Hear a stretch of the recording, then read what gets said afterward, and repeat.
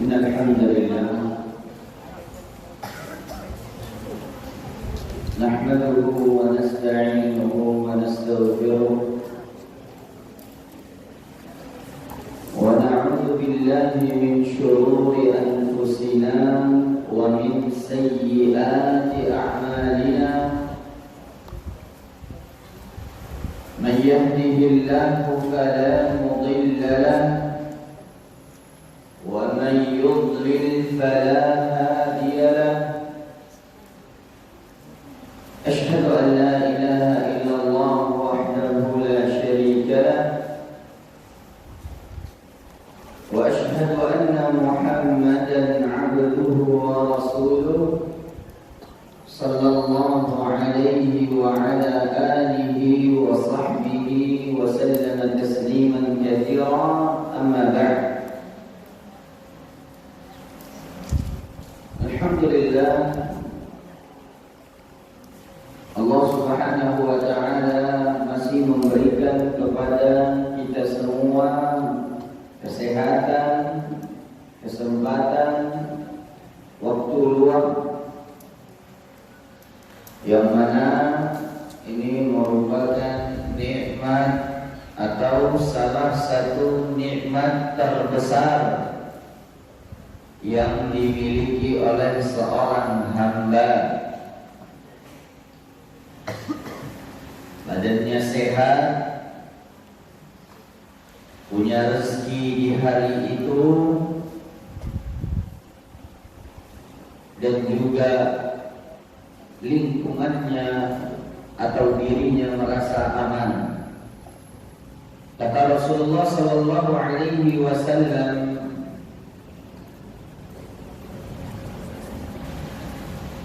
"Man asbaha minkum aminan fi sirbi." Barang siapa di antara kalian yang bangun di pagi hari merasa aman, tidak dalam keadaan mencekam peperangan.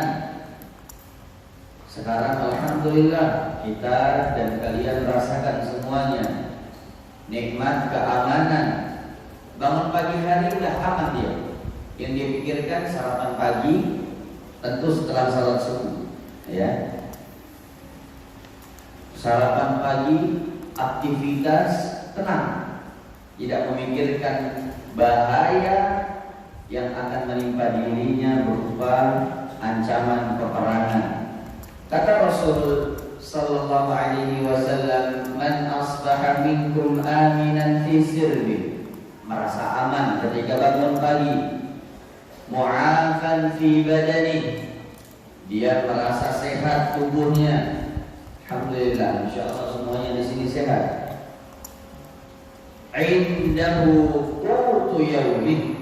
Yang ketiga, dia ada makanan untuk hari itu saja. Ya, untuk hari itu saja, enggak muluk-muluk besok, apalagi pekan depan. Cukup ada makanan di hari itu. Maka kata Rasul sallallahu alaihi wasallam, nikmat yang dia rasakan itu seakan-akan faka'annama hizat lahu dunya bihadafiriha. Maka seakan-akan nikmat yang dia rasakan itu adalah berupa dunia dan seisinya. Ya, alhamdulillah. Kenapa? Karena kalau orang sehat, badannya sehat, tapi dia tidak merasakan keamanan, hatinya tidak tentram. Misal aja kita diancam oleh seseorang hendak dibunuh. Na'udzubillah. Dia setiap hari udah nunggu-nunggu depan rumah kita bawa golok. Merasa aman gak kalian? Enggak. Tidak tenang kehidupan kalau tidak ada satu nikmat itu saja. Apalagi dalam kondisi peperangan, yang gak tahu roket itu, rudal itu kapan kena ke rumah kita, gak tahu. Tentu tidak merasakan keamanan, ketenangan hidup. Begitupun dia merasa tenang, tapi badannya gak sehat. Bagaimana? Ya sama aja tetap nggak merasa tenang. Bilanglah dia juga sehat, dia merasakan aman, tapi dia nggak ada uang, nggak ada yang biasa dia makan untuk makanan pagi, makan siang dan makan malamnya di hari itu. Tentu tidak enak juga, perutnya sakit perut. Ya. Baik, alhamdulillah 3 nikmat besar itu ada pada diri kita semua saat ini. Ya, alhamdulillah itu nikmat besar yang dimiliki oleh seorang hamba. Baik, biasanya apa kajian kita? Tentang apa? Kisah-kisah. Mau kisah-kisah atau apa? Kisah-kisah. Kali ini kisah apa kira-kira? Nah, kisah apa? Diam dulu depannya. Kisah apa kira-kira ini? Baik, ini kisah yang kita akan ambil pelajarannya ada sekitar 2 kisah mungkin. Ya. Yang pertama itu kisah tentang seorang sahabat yang mulia yang bertaubat.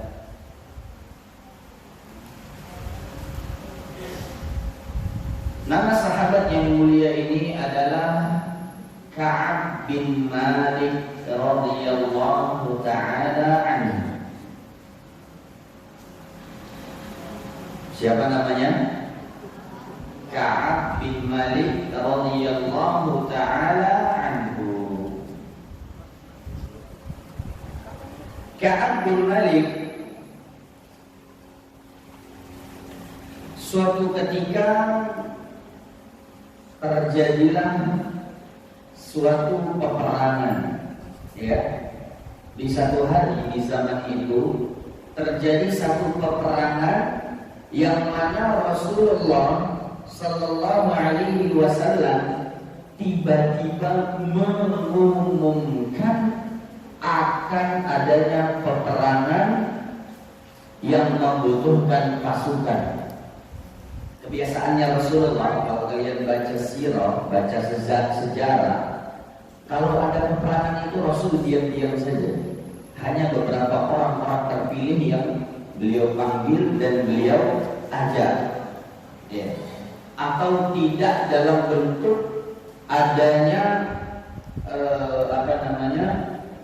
anjuran yang keras, paling dianjurkan saja yang mau ikut begitu. Sehingga di beberapa peperangan ada sahabat yang nggak ikut, ada yang ikut begitu. Nah, di perang kali ini, rencana perang kali ini Rasul umumkan para sahabat semuanya hendaknya bersiap-siap. Dalam beberapa hari ini kita akan melakukan perjalanan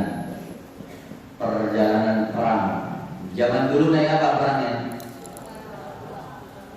Naik kuda, naik onta, naik keledai, naik sendal, ya. Hanya dengan itu saja transportasi. Dan kebanyakan biasanya yang jalan kaki. Karena kuda harganya mahal, onta harganya mahal. Paling yang pertengahan itu keledai. Kalau keledai yang saya ingat ketika di negara Yaman yang bisa kita naiki itu sekitar harganya hampir $50 satunya. Berarti kurang lebih sekitar 800-900 ribuan. Pertengahan harganya. Kalau kuda mahal, kalau onta mahal, ya. Jadi di zaman Rasulullah saat itu biasanya kendaraannya hanya berjalan kaki atau naik sendal, ya. Baik. Ternyata diumumkan perang ini mau menuju daerah yang bernama Tabuk. Tabuk nama perangnya, nama daerahnya, sehingga nanti terkenal dengan perang Tabuk. Ya, jaraknya dari kota Madinah sampai ke tujuan ini itu sekitar mungkin ya hampir 500 kilometer. 500 kilometer itu kurang lebih kamu dari Aceh ya sampai tengah-tengah Pulau Sumatera. Berarti sampai mana itu? Sampai Pekanbaru, dari ujung Aceh. Dari Aceh mungkin ya, saya tidak mengukur mungkin. Nah, kamu berjalan kaki gitu, sanggup? Kalau sekarang kamu disuruh, sanggup gak itu?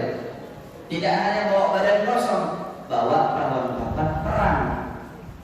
Tidak hanya itu, di saat itu musim panas, musim panen. Panen kebun kurma itu di musim panas, ya. Kebun kurma itu dipanen di musim panas. Nah, ini musim panas yang sangat terik. Kalau di padang pasir itu mungkin kaki nggak sanggup tanpa alas kaki, ya. Panas sekali. Baik, saat itu diumumkanlah peperangan. Nah, Ka'ab bin Malik mengatakan, pada saat Rasul mengumumkan perang itu, aku ini berada pada kondisi paling enak. Maksudnya paling enak ini, dia punya kendaraan, dia punya perbekalan, dia punya kebun yang mau panen. Bayangin ya, orang istilahnya di saat itu saya sedang berduit, Pak, saya pasti ikut perang ini katanya. Ingat, saya pasti ikut perang ini bersama Rasulullah. Tapi nanti dulu lah, orang ada kendaraan kok, nanti paling nyusul mudah itu, gampang. Ini namanya taswif, menanti-nanti atau menunda-nunda. Tunggulah, bentar lagi lah. Paling nggak telat, bentar lagi. Ini jangan dibiasakan, ya, jangan dibiasakan. Terutama biasanya waktu sholat dan di waktu apapun dalam hal ibadah, jangan pernah tunda dengan alasan bentar lagi lah. Apa namanya? Paling kalau saya kerjakan bentar lagi nggak terlambat. Jangan. Kerjakan di saat kita merasa mudah. Saat itu juga, walaupun merasa sulit, usahakan kerjakan. Begitu. Nah, yang terjadi pada sahabat Ka'ab bin Malik, dia saat itu sehat. Dia saat itu sedang fit. Paham ya? Sedang fit itu sedang seger sekali badannya. Gak ada merasa capek. Walaupun musim panas. Juga dia punya uang, dia punya kendaraan, namun dia tunda-tunda. Nantilah orang sahabat yang lain berjalan kaki. Bayangin, dia punya kuda, sehat. Akibat menanti-nanti, tiba-tiba pasukan Rasulullah SAW udah pergi dan udah tak kelihatan lagi. Apa yang terjadi? Ketika sudah gak kelihatan lagi, dia bilang, bentar lagi aku susul. Orang naik kuda ini, bentar aja ini. Terus ditunda-tunda saat itu. Yang terjadi apa? Ketika sudah terlalu jauh, dia berpikiran, gak usah disusul. Gak mungkin bisa nyusul, udah sangat jauh ini. Itulah setan. Paham ya? Itulah setan. Maka jangan sampai ditunda-tunda. Ada amal ibadah, terutama yang wajib, jangan tunda-tunda. Sekalipun akhwat perempuan yang boleh, misal pun kalau dia sholat di rumahnya, nggak sholat di masjid ketika sedang tidak di pondok, jangan ditunda-tunda. Waktu azan terdengar selesai, sholat sunnah langsung. Habis itu langsung sholat wajib. Jangan ditunda-tunda. Ketika keluar waktunya, sedangkan kita masih menunda-nunda tanpa alasan yang jelas, maka kita saat itu berdosa dengan dosa yang besar. Gak bisa lagi dipodok itu soalnya. Paham? Gak bisa dipodok, udah dosa kita, dosa besar. Bahkan lebih besar daripada dosa berzina, itu meninggalkan sholat. Paham? Makanya saya Ustaz ini paling marah kalau ada dengar yang gak sholat. Beda cerita kalau ketiduran, paling saya suruh langsung bangun, suruh sholat. Nanti saya tanya itu siapa yang gak bangunin. Mana siapa yang bangunin? Kok gak dibangunin dia? Apalagi gak ada alasan, ketahuan gak ada alasan gak sholat. Nah, hati-hatilah ya, sama Allah hukumannya besar. Maka kita pun juga tidak mungkin bisa menganggap remeh hal itu. Ya. Baik. Singkat cerita, ternyata Ka'ab bin Malik tidak jadi ikut perang karena udah ketinggalan jauh. Gak jadi dia ikut perang. Akibat apa? Menunda-nunda kebaikan. Yang belakang itu perhatikan. Ya. Akibat menunda-nunda kebaikan. Sampai akhirnya dia pun menyesal di dalam hatinya tidak ikut perang itu bersama Rasulullah SAW. Sampai ketika di Tabuk, Rasul Sallallahu Alaihi Wasallam fokus di perjalanan selama kurang lebih hampir 500 km. Beliau fokus untuk perjalanan, gak ada nanya-nanya si fulan mana, si fulan mana, gak nanya begitu. Ketika sudah sampai, barulah di situ dikatakan oleh Rasulullah, Mu'adz ini sahabat yang Ka'ab bin Malik ini sahabat yang mulia, ya, sahabat yang dikenal dekat oleh Rasulullah. Maka di saat itu Rasul bertanya kepada sahabat yang lain, mana Mu'adz bin Jabal? Kok nggak saya lihat dia mana?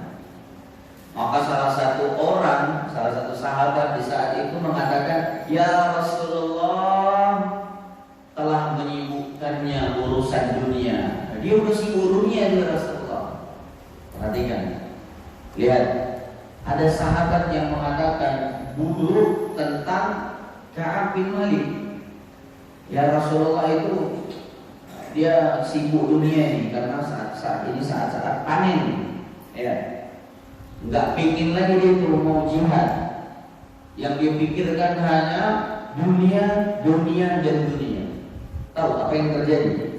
Tiba-tiba salah seorang sahabat yang mulia, Abu Darda atau Abu Dar, saya lupa, ya, langsung mengatakan, sungguh ucapanmu sangat buruk kepada saudaramu. Kami kenal Ka'ab bin Malik. Kami kenal Ka'ab bin Malik adalah orang yang baik. Gak mungkin Ka'ab bin Malik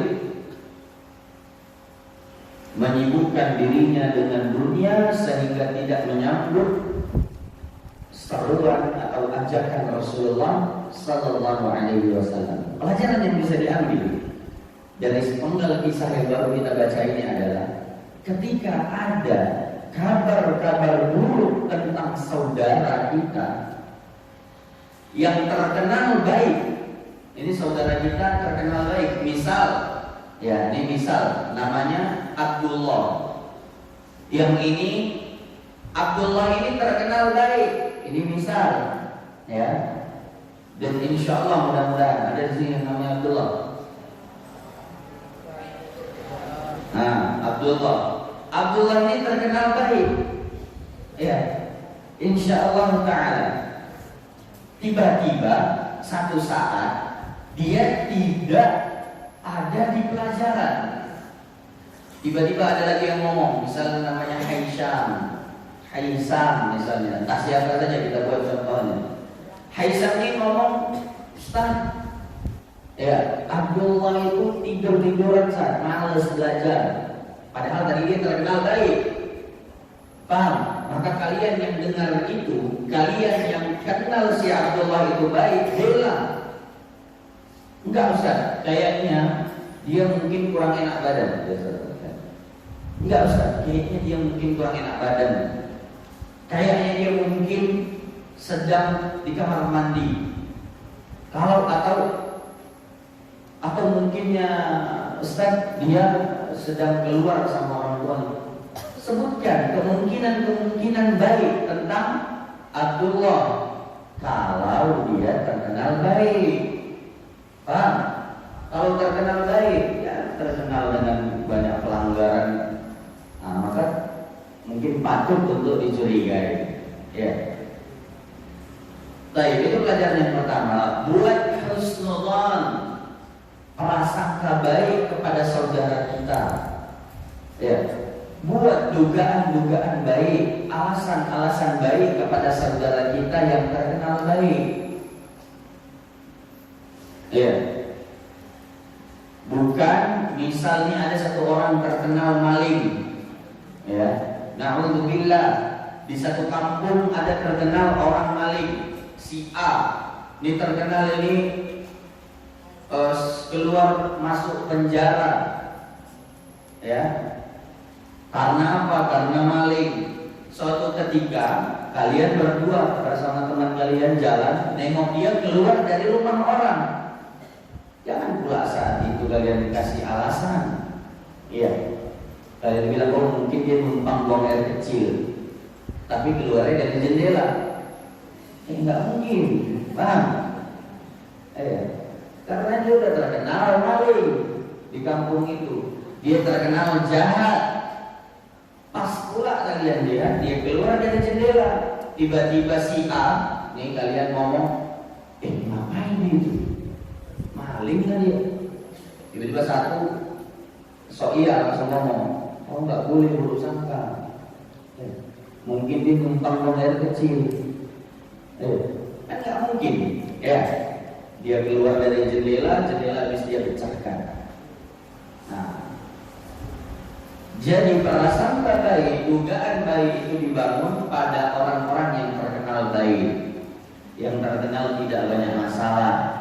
Berikan dia ulur, berikan dia alasan, berpraduga baik kepadanya. Baik, itu pelajaran pertama. Nah, ketika itu satu sahabat ini membela Ka'ab bin Malik. Ya Rasulullah, kami kenal baik dia. Mungkin dia ada alasan yang kita nggak tahu ya Rasulullah. Oke, nanti kata Rasulullah, nah kita akan tanyakan nanti ketika pulang. Singkat cerita, Rasulullah SAW pun pulang ke kota Madinah bersama pasukannya. Pulang, Rasul kebiasaannya langsung ke masjid biasanya. Habis safar itu beliau langsung ke masjid, salat sunnah 2 rakaat. Salat sunnah qudum namanya. Salat sunnah kedatangan. Kalau datang dari satu tempat, beliau langsung pertama yang dituju bukan rumahnya.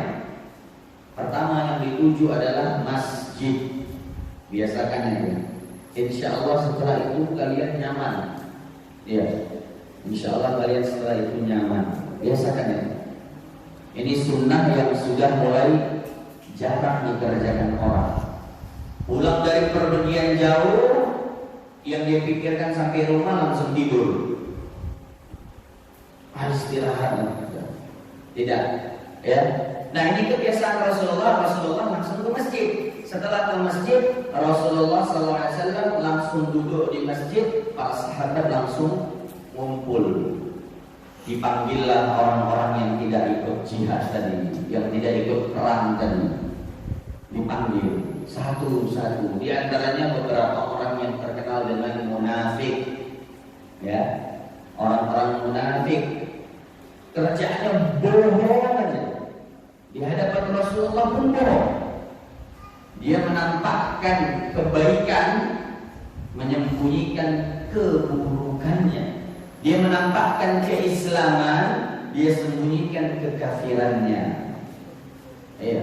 Ketika dipanggil satu-satu orang di munafik, semuanya punya alasan. Ya Rasulullah, saya begini, saya begini. Rasulullah kasih alasan. Kalau kamu jujur, silahkan keluar. Kalau kamu jujur, silahkan keluar. Allah yang tahu hatimu. Ya. Kalau kamu jujur, silahkan keluar. Rasulullah begitu saja. nggak sulit-sulit. Ya, apalagi kalau sudah bawa-bawa sumpah, wallahi, tallahi, billahi, udah bawa-bawa sumpah, udah biasanya biarkan saja deh. Allah nanti yang menghukum, begitu. Ya. Sampailah giliran Ka'ab bin Malik ketika dia dipanggil.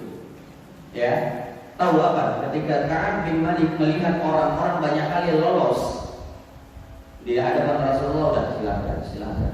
Dia langsung berpikiran dan dibisikkan setan, buat aja alasan.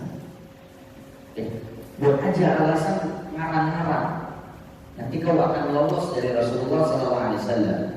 Dari hukuman Rasulullah SAW. Tahu apa? Karena orang mukmin, orang yang beriman kuat, dia langsung sadar, kalaupun saya lolos dari hukuman Rasulullah, saya tidak akan lolos dari hukuman Allah. Langsung dia bantah itu. Dia mulai ada di bisik-bisikan setan, langsung dia bantah itu. Kalaupun saya lolos, bilang nggak, saya nggak dihukum oleh Rasulullah. Tapi Allah pasti hukum saya. Allah pasti hukum saya. Dan saya nggak mungkin lepas dari hukuman Allah. Kemana pun saya, bahkan kalaupun saya bisa masuk lubang semut, untuk bersembunyi nggak mungkin lolos. Itu dia tancapkan. Ini keimanan orang-orang yang beriman kuat. Dia langsung bantah itu was-was. Dia langsung buang. Jangan merasa aman bisa bohongi orang. Jangan merasa aman bisa menipu orang lain lalu lepas darinya. Terakhir Ka'ab bin Malik radhiyallahu taala anhu mengatakan dalam hatinya, demi Allah, aku nggak punya uzur, aku nggak punya alasan apapun melainkan aku karena menunda-nunda. Maka dia bilang, aku akan jujur di hadapan Rasulullah. Terakhir dia jujur. Langsung apa? Rasulullah berharap Ka'ab bin Malik ini punya alasan sehingga Rasulullah nggak hukum dia. Ini salah satu sahabat yang paling disayangi oleh Rasulullah. Ka'ab bin Malik ini salah satu pensyairnya Rasulullah, ahli dalam syair yang suka membela Rasulullah. Nah, ini sahabat yang dikenal baik oleh Rasulullah. Tapi saat itu ternyata Mu'ad mengatakan jujur dari dalam hatinya, dia katakan, ya Rasulullah, aku nggak punya alasan apapun. Aku nggak punya alasan apapun. Jadi mau nggak mau saya pun harus dihukum. Ternyata Ka'ab bin Malik dihukum. Tahu hukumannya apa? Hajar. Dalam Islam itu ada hukuman hajar. Dijauhi oleh siapapun. Gak boleh didekati, gak boleh diajak bicara. Gak boleh. Dan bukan dalam satu pondok. Satu kota Madinah gak boleh ngajak bicara, gak boleh dekati Ka'ab bin Malik. Dan Ka'ab bin Malik bersama dua temannya lagi yang keimanannya baik, keimanannya jujur, keduanya mereka dihukum. Jadi mereka bertiga totalnya.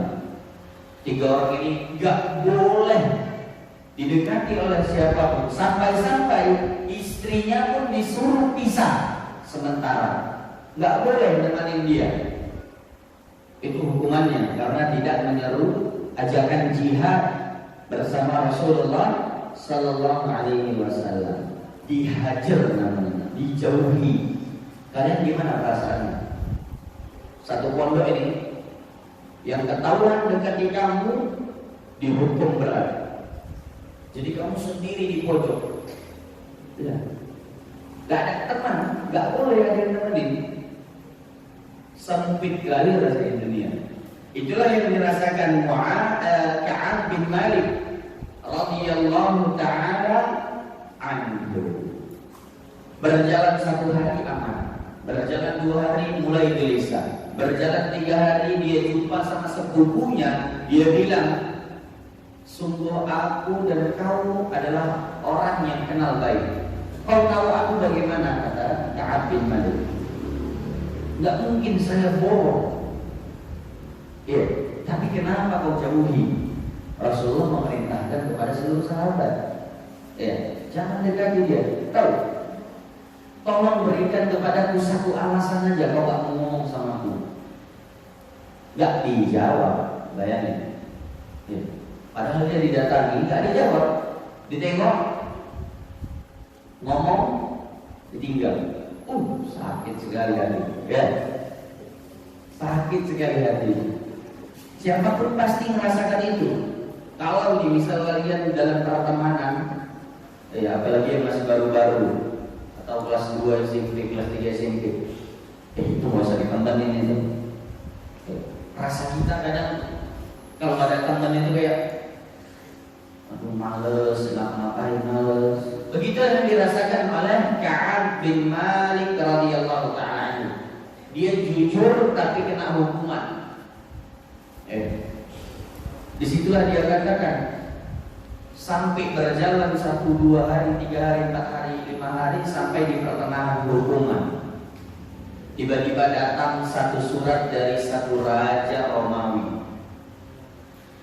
Perhatikan, satu surat datang kepada raja Romawi, dari raja Romawi kepada Ka'ab bin Malik, ditawarin untuk bergabung, berteman. Seorang raja nawari Ka'ab bin Malik, karena terkenal Ka'ab bin Malik orangnya gagah, kesatria begitu, ya. Terlebih lagi dia penyair handal, ahli syair. Ditawarilah, dia katakan, kami telah mendengar kabar bahwasanya Muhammad dan teman-temannya sekarang menjauhimu. Maka kalau kamu mau, ya, bergabunglah bersama kami, kau akan kujadikan seorang panglima perang. Bayangin, ditawari jadi seorang panglima perang. Ka'ab bin Malik saat itu langsung bimbang hatinya. Bagaimana ini? Satu kota Madinah nggak ada yang nemenin saya, ngajak bicara nggak boleh. Terima nggak ini tawaran? Kalau dia terima, dia jadi orang besar, dia jadi seorang pemimpin pasukan. Mungkin saja kalau itu mungkin kita terima, alhamdulillah, karena iman kita lemah. Saat itu Ka'ab bin Malik bimbang, kalian tahu, hatinya goncang ini. Dia langsung sadar, ini saya sedang diuji oleh Allah, saya harus sabar. Terakhir dia ambil gulungan itu, dia lipat, dia lemparkan ke dalam kayu bakar. Gak dia balas, apalagi dia terima ajakan dari raja Romawi. Berjalan hukumannya makin sempit, hatta dhaqat alaihimul ardu bima rahabat. Sampai-sampai dalam Al-Quran itu disebutkan, dhaqat alaihimul ardu bima rahabat. Bumi yang sangat luas ini kerasa sempit sekali, kerasa nggak ada siapa-siapa kecuali dia saja. Sempit sekali. Ya, sampai terakhir di hari ke-50 berapa? Saya lupa. 50-an hari kurang lebih, bayangin. Dijauhi sama satu kota. Terakhir datanglah wahyu dari Allah kepada Nabi kita Muhammad untuk membebaskan Ka'ab bin Malik dari hukuman itu. Ketika datang memberi kabar gembira, subuh-subuh dia datang bawa kuda, karena sahabat yang lain sayang sekali Ka'ab bin Malik ini. Hanya saja mereka tak boleh ngomong. Terakhir datang wahyu, Rasul kabarkan kepada para sahabat bahwasanya 3 orang ini telah Allah terima taubatnya. Ya, mereka telah jujur, Allah telah terima taubatnya. Bergembira seluruh sahabat, sampai-sampai mereka lomba-lomba untuk ngasih kabar kepada Ka'ab bin Malik. Mereka pacu kuda, cepat-cepatan sampai ke tempat tinggalnya Ka'ab bin Malik. Siapa paling cepat? Lomba mereka. Sampai salah seorang sahabat ketika sudah mau nyampe ini kudanya, dia langsung lempar kuda, dia langsung lompat dari kudanya, langsung dia teriak, "Ya Ka'ab bin Malik, Allah telah terima taubatmu." Karena masih jauh, suaranya kurang jelas. Ya, dipanggil lagi begitu, "Allah telah terima taubatmu, Allah telah terima taubatmu." Ketika suara itu mulai terdengar di telinganya, tahu apa yang terjadi? Saking gembiranya dia buka pakaian bajunya ini, kan baju orang terdahulu itu kayak apa namanya? Kesatria tahu ya, kayak jubah begitu. Dia buka, langsung dia lempar. Nah, ini buatmu. Dia lempar, langsung gembira sekali dia. Langsung dia katakan, dia teriak-teriak, dia katakan, "Demi Allah, mulai saat ini saya tidak akan berdusta lagi seumur hidup." Karena apa? Manisnya rasa jujur itu, walaupun yang dihadapi sebuah kepahitan. Katakanlah yang jujur, walaupun itu pahit. Begitulah, ini yang terjadi pada sahabat Ka'ab bin Malik radhiyallahu ta'ala anhu. Merasakan kepahitan hampir 2 bulan, dia rasakan kepahitan hidup karena kejujurannya. Namun setelah itu dia menjadi orang yang paling bahagia.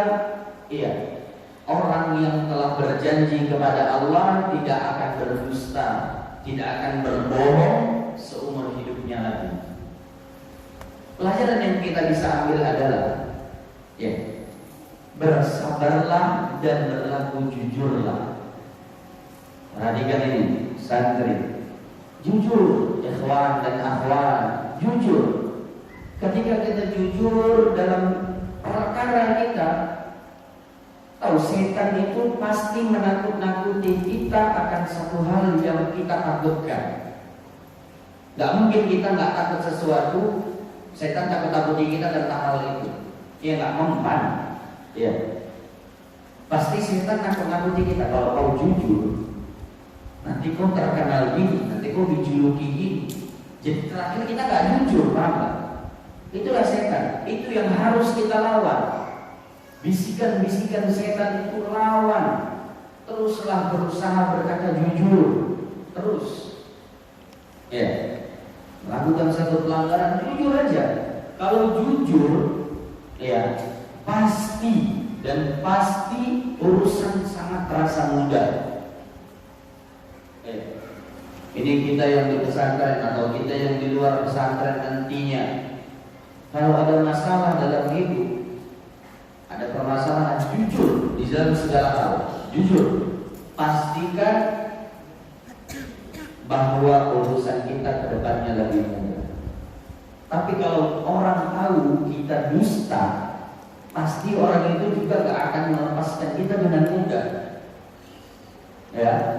Orang itu gak akan membiarkan kita mudah sekali hanya dengan kita dusta, bohong. Maka latih dari sekarang untuk terus berkata jujur. Bisa dipahami? Jujur.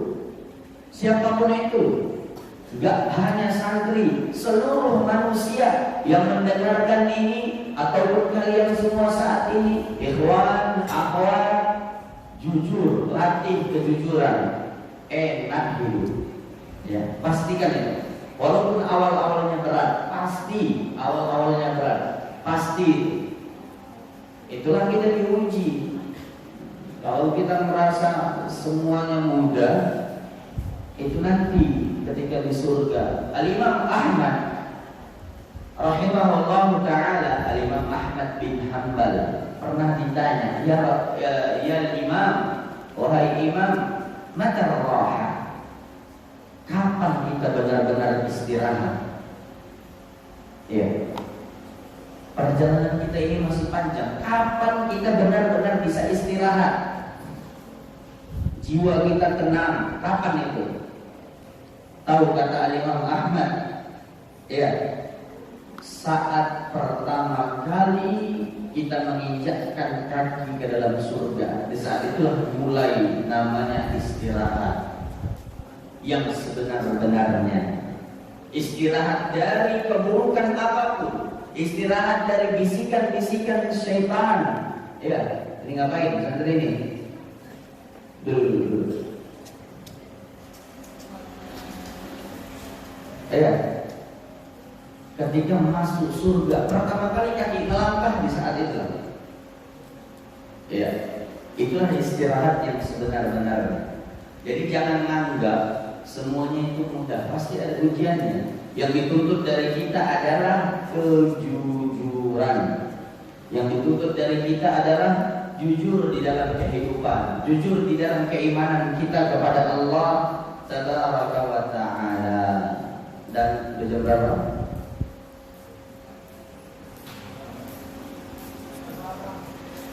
Setengah 8 sudah habis waktunya ya, Isya. Tadi rencananya mau baca kisah terbaik di dalam Al-Quran. Kisah paling baik dalam Al-Quran. Kisah apa itu? Siapa yang tahu? Nah, Ikhwan, ada yang tahu? Kisah apa? Kisah terbaik di dalam Al-Quran. Akhwat, disebutkan di dalam ayatnya firman Allah Tabaraka wa Ta'ala, nahnu naqussu 'alaika ahsanal qasasi bima awhayna ilaika hadzal Qur'an. Ya, kami menceritakan kepadamu kisah yang paling baik, ya, yang dengannya diwahyukan kepadamu Al-Quran. Kisahnya Nabi Yusuf alaihi salam. Tadi rencana mau baca kisah itu, namun qadarullah waktu tidak mencukupi. Ya, dan kalian belum makan. Belum makan kan? Selama habis kisah langsung makan. Jadi kita nggak boleh berlama. Ya. Baik, begitu saja. Mudah-mudahan bisa diambil pelajarannya, bisa kita amalkan, bisa kita terapkan di dalam kehidupan, ya, untuk menjadi orang yang senantiasa bersangka baik kepada saudaranya, orang yang senantiasa berusaha jujur di dalam kehidupannya. Ya, mudah-mudahan itu semua bisa kita terapkan, kita amalkan, kita tancapkan di dalam jiwa-jiwa kita semua. Subhanakallahumma wa bihamdika asyhadu an la ilaha illa anta astaghfiruka wa atubu ilaik. Assalamualaikum warahmatullahi wabarakatuh.